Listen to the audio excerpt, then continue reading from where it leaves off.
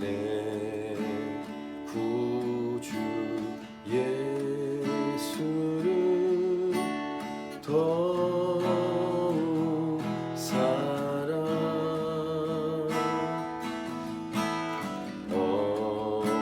엎드려 비는 말 들으소서. 내 진정 소원이 내 구주 예수를 더욱 사랑 더욱 사랑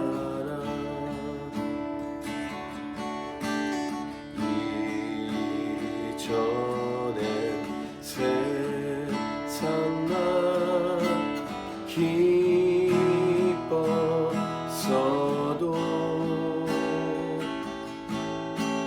지금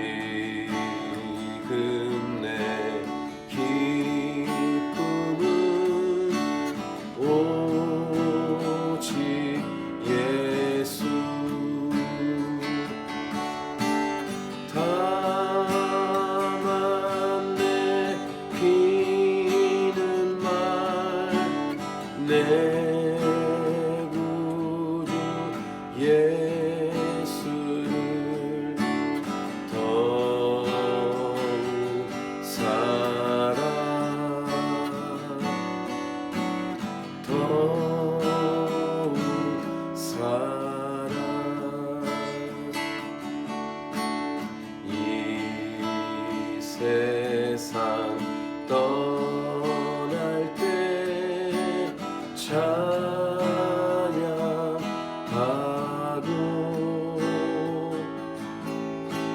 숨질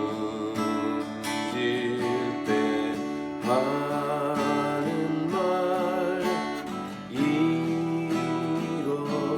이것일세.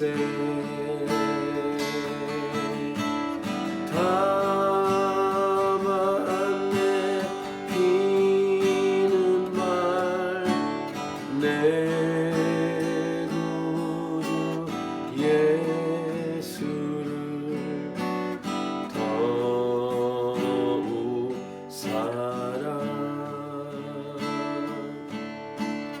더욱 사랑. 우린 희년과 관련된 말씀을 계속 묵상하고 있습니다. 이 말씀은 내일까지 계속 이어집니다. 어제는 희년을 통해서 천국이 어떤 곳인지를 묵상했습니다. 4가지로 정리했죠. 천국은 모든 것이 회복되는 나라다. 천국은 정직한 나라고, 천국은 정의의 나라고, 천국은 부족함이 없는 풍족하고 풍요로운 나라다. 이렇게 4가지로 어제 묵상했는데, 오늘 본문을 통해서는 천국에서의 삶이 어떠한지를 알 수 있게 하는 내용입니다. 한마디로 서로 사랑하는 나라다 라는 것을 오늘 본문을 통해서 우리는 묵상하게 됩니다. 자, 사랑은 어떻게 실천되고 행동으로 옮겨지는가? 자기의 것을 그 사람에게 주는 것이다. 거저주는 것. 그래서 오늘 본문에는 이런 내용입니다. 옆에 있는 지체가 갚아야 될 것을 대신 갚아주는 것. 이것이 오늘 본문의 핵심 내용이죠. 이것을 물은다 라고 표현하고 있습니다. 대신 갚아주는 것을 물은다 라고 표현하는데, 이스라엘에게 있는 고엘 제도에 대한 말씀입니다. 성경에 나오는 고엘 제도의 대표적인 책은 룻기입니다. 보아스라는 사람이 룻에게 가장 가까운 친족 중에서 2번째로 가까운 친족이었죠. 그래서 룻에게 속했던 그 땅을 대신 갚아주는 것을 가장 첫 번째로 가까운 친족이 하겠다고 했다가 룻까지 받아들여야 되고 아내로 받아들여야 하는 책임 때문에 첫 번째로 가까운 친족이 포기합니다. 그래서 보아스는 그 전부터 열심을 냈고 그 토지만이 아니라 룻까지 받아들여서 결국 결론은 다윗의 족보에 룻과 보아스가 포함되는 그런 일이 룻기에 기록되어 있습니다. 이것이 고엘 제도와 관련된 룻기의 내용이었습니다. 이게 대신 갚아주는 제도를 오늘 본문에서 말씀하고 있는데, 이 대신 갚아주는 고엘 제도도 결국은 복음 메시지입니다. 우리 성경탐구 40일에 후반부에 나오는 7가지의 맥 중에서 대속이라는 부분에서 우리가 이미 배웠습니다. 대신 속량한다라는 것이죠. 그러니까 십자가의 복음 메시지입니다. 예수님께서 우리의 모든 죄를 대신 갚아준 것, 이것이 구약에 나오는 고엘 제도, 물은다라는 내용입니다. 그런 내용이 오늘 본문 내용입니다. 그러니까 예수님을 믿은 우리는 대신 갚아주신 예수님의 은혜를 받은 자입니다. 그래서 우리는 죄에 대해서 치루어야 될 대가가 모두 다 사라졌습니다. 그러니까 빚이 없어졌다는 것입니다. 그러니까 마귀가 아무리 우리를 정죄해도 우리를 정죄할 수 있는 죄가 하나도 없습니다. 예수님이 대신 갚아주셨기 때문입니다. 이 사실을 믿고 이 땅을 살아가는 자가 예수 믿는 자, 구원을 받는 자입니다. 이런 복음 메시지를 오늘 듣는데 첫 번째 오늘 메시지는 이것입니다. 모든 것의 주인은 오직 하나님 한 분이시다. 우리 23절을 같이 읽겠습니다. 23절 시작. 토지를 영구히 팔지 말 것은 토지는 다 내 것임이니라. 너희는 거류민이요 동거하는 자로서 나와 함께 있느니라. 앞으로 들어갈 가나안 땅, 약속의 땅에 들어가서 땅을 분배받은 후에 살아갈 때 이스라엘 백성에게 주시는 메시지, 토지는 다 내 것이다 라고 첫 번째 말씀하고 있습니다. 우리의 것은 하나도 없습니다. 우리가 설교 때 한번 이 부분을 나눴습니다만, 이 사실을 우리는 언제나 다 믿고 순종하며 살아갈 수 있을까? 아직도 우리는 자기 것이 있는 것처럼 살아갑니다. 우리는 청지기입니다. 복음서에 나오는 청지기 비유의 메시지처럼 주인은 하나님이시고 우리에게 일정 기간 이 땅을 살아가는 동안 잠깐 우리에게 빌려주신 것입니다. 근데 우리 것처럼 우리는 살아가고 착각합니다. 우리 것처럼 살아갈 때 자기가 아끼고 잘 살아가는 것은 좋지만 자기 것이라고 자기가 주인인 것처럼 착각하다가 교만에 빠질 수 있다는 것입니다. 그리고 욕심에 빠집니다. 오늘 분명히 말씀하십니다. 토지는 다 내 것입니다. 이 말씀을 통해서 우리가 갖고 있는, 그러니까 우리가 주인인 것은 아무것도 없다는 것을 분명히 해야 합니다. 주인이신 하나님께서 토지를 원래 분배된 대로 살아가게 하기 위해서 허락한 제도가 물은다, 원래대로 돌린다 라는 제도, 아까 말씀드린 고엘 제도입니다. 24절부터 28절, 너희 기업이 온 땅에서 그 토지 무르기를 허락할지니 라고 말씀하고 있죠. 그러니까 분배한 그 땅을 그 지파가, 그 가문이 그대로 갖고 살아갈 수 있도록 25절 보시면, 만일 네 형제가 가난하여 그의 기업 중에서 얼마를 팔았으면 그에게 가까운 기업 물을 자가 와서 그의 형제가 판 것을 물을 것이요.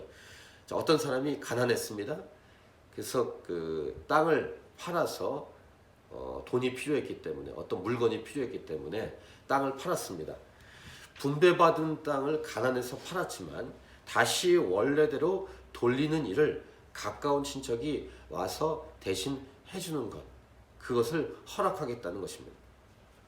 근데 만약에 이렇게 대신 갚아줄 친척이 없다면, 물을 사람이 없다면 어떻게 할까? 26절 내용은 자기가 다시 부유하게 되었을 때 자기의 힘으로 다시 그 땅을 찾을 수 있다는 것입니다. 근데 다시 찾을 때 27절, 그 판 해를 계수하여 그 남은 값을 산자에게 주고 자기의 소유주로 돌릴 것이니라 라고 조건을 주고 있습니다. 팔았던 연수를 계산해서 값을 치르고 살아라는 것입니다. 하지만 이런 케이스 말고 자기 자신도 힘이 없고 대신 물을 친 적도 없다면 어떻게 될 것인가? 그럼 여기서 끝이 나는가? 근데 그렇지 않고 이제 희년이라는 제도를 우리가 계속 묵상하고 있는데, 소망이 있는 것은 희년 때 다시 돌려받을 수 있다는 것입니다. 우리 28절을 같이 읽겠습니다. 그러나 자기가 물을 힘이 없으면 그 판 것이 희년에 이르기까지 산자의 손에 있다가 희년에 이르러 돌아올지니 그것이 곧 그의 기업으로 돌아갈 것이니라. 그러니까 아주 끝이 아니라 소망과 희망이 있는 것은 희년입니다. 희년을 영어로 주빌리라고 하는데 모든 것을 다시 돌릴 수 있는 해, 50년째 됐을 때 그때 다시 돌아올 수 있다고 분명히 말하죠. 희년은 우리가 잠깐 어제까지 말씀 묵상한 것처럼 모든 것이 다 원래의 제자리로 돌아오도록 하는 하나님이 주신 제도입니다. 그러니까 이것은 영적인 메시지로 천국에 대한 메시지라고 말씀을 드렸습니다. 그러니까 영구한 주인, 영원한 주인은 사람이 아니라 오직 하나님이심을 이 제도를 통해서 확인시켜주는 그런 제도라고 할 수 있겠습니다. 제가 이제 중국에 살 때 보니까 중국은 공산당입니다. 그 땅의 영구적인 주인은 나라입니다. 개인이 소유할 수가 없습니다. 근데 개인이 주인인 개인이 주인인 것처럼 우리 한국 교회들이 그 땅을 사거나 빌립니다. 알고 보니까 나라가 주인인데 임시적인 주인으로 각 개인에게 땅을 빌려주는데 빌려주는 기간이 50년 또는 100년씩 빌려줍니다. 중국이 좀 스케일이 크지 않습니까? 그래서 그 땅에 주인이 있다고 하는데 그 땅의 주인이 나라로부터 50년 또는 100년씩 빌린 겁니다. 그래서 그 땅의 주인이 실질적으로는 존재하고 있는 것처럼 보입니다. 결국 땅의 주인은 나라, 공산당이다. 뭐 이런 것인데 이런 맥락처럼 이 땅의 영구한 주인은 하나님이시고 그 하나님이신 주인께서 그 지파들에게 땅을 빌려주신 거죠. 그리고 그 안에서 하나님이 허락한 그 땅을 다시 팔았을지라도 다시 돌려받을 수 있는 그런 무르는 제도를 오늘 본문에서 말하고 있는 것입니다. 자, 집은 어떻게 할 것인가?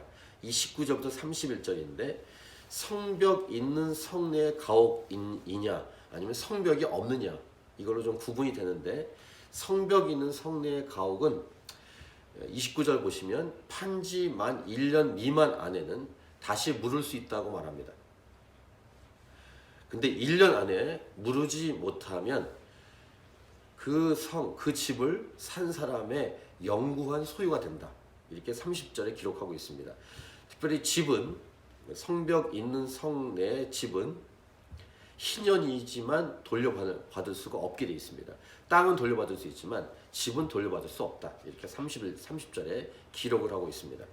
이렇게 땅과 좀 다르게 하고 있는데 생각을 해보면 땅과 집의 차이를 생각해 보십시오. 아마 이 캔버라 같은 경우는 집만 사거나 땅과 함께 집을 산다고 들었는데 이러한 맥락으로 생각해 보시면 땅의 주인은 땅의 영원한 주인은 하나님이십니다.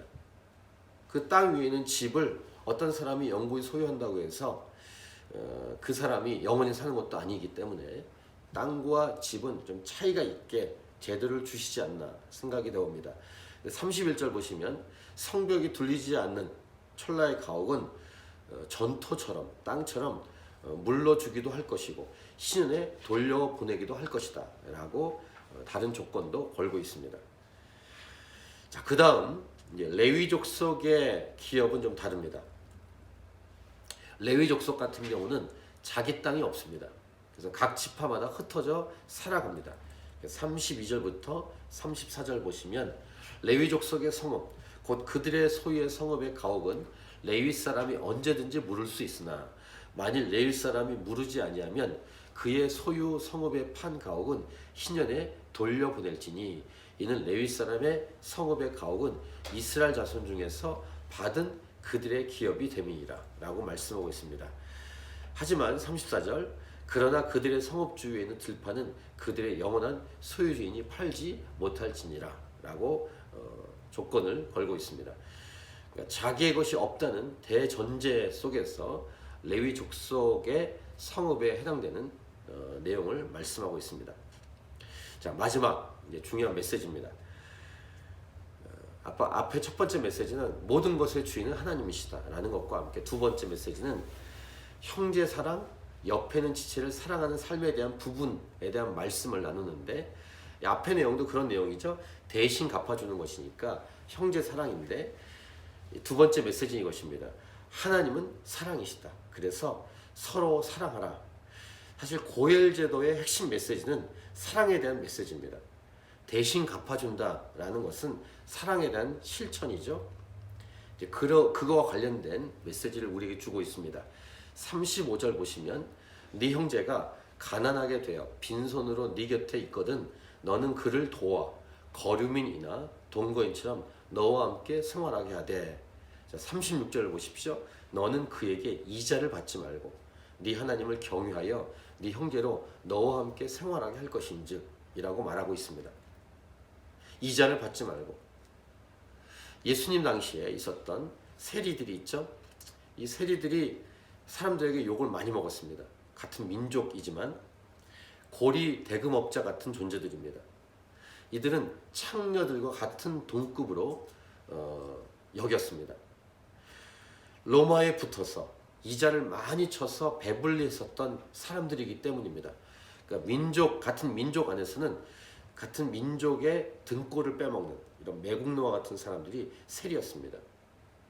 이렇게 이자를 받는 것에 대해서, 이자를 높게 쳐서 받는 것에 대해서 하나님은 말씀하십니다. 이자를 받지 말라라고 말씀하십니다. 자, 37절도 보세요. 너는 그에게 이자를 위하여 돈을 구워주지 말고 이익을 위하여 네 양식을 구워주지 말라. 무슨 말이냐면 거저 주라는 것입니다. 구워주더라도 그냥 줘라. 앞에서 우리 땅을 대신 물러주는, 대신 갚아주는 이런 내용을 봤는데 그 내용과 같은 맥락의 메시지입니다. 거저 주고 대신 주고 이자를 치지 말고 이런 등등의 메시지를 주고 있습니다. 결국 사랑의 메시지입니다. 거저 주는 것, 그 다음에 고엘 제도처럼 대신 갚아주는 것, 같은 의미의 명령입니다. 이렇게 명령하신 하나님은 어떤 분이신가? 사랑의 하나님이시다. 그러니까 사랑의 하나님처럼 너희도 서로 사랑하라는 것이고, 사랑하는 것의 구체적인 실천은 대신 갚아주고 그 다음 이자를 치지 말고 구워주라. 이런 메시지를 주고 있습니다. 참고 구절을 읽겠습니다. 전도서 11장 1절 너는 네 떡을 물 위에 던져라. 여러 날 후에 도로 찾으리라. 상징적인 메시지인데 그렇게 많이 베풀라는 메시지입니다. 마태복음 10장 8절 너희가 거저 받았으니 거저 주라. 누가복음 6장 38절 주라 그리하면 너희에게 줄 것이니 곧 후이되어 누르고 흔들어 넘치도록 하여 너희에게 안겨주리라. 너희가 헤아리는 그 헤아림으로 너희도 헤아림을 도로 받을 것이니라. 이렇게 성경 곳곳에서 형제 사랑, 사랑의 실천에 대해서 우리에게 말씀하고 있습니다.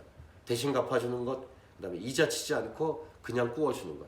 이 두 가지의 핵심 메시지를 오늘 본문에서 우리는 들었습니다. 자, 마지막 오늘 본문의 메시지 38절 같이 읽겠습니다. 시작. 나는 너희 하나님이 되며 또 가나안 땅을 너희에게 주려고 애굽 땅에서 너희를 인도하여 낸 너희 하나님 여호와이니라. 결국 오늘 본문이 한 곳으로 귀결됐습니다. 십자가. 십자가에서 우리에게 거저 주신 영원한 생명, 놀라운 은혜입니다.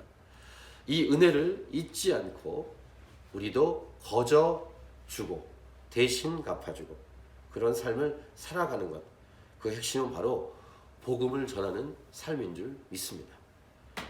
그래서 이렇게 서로 사랑하는, 실천을 하는, 복음을 전하며 살아가는, 서로 사랑하며 살아가는 저와 여러분의 인생, 우리의 가족, 우리의 귀한 공동체, 이웃과의 아름다운 관계가 될 수 있기를 간절히 축복합니다. 오늘 말씀을 가지고 우리 개인적으로 기도하며 주 앞에 계속 나아가도록 하겠습니다.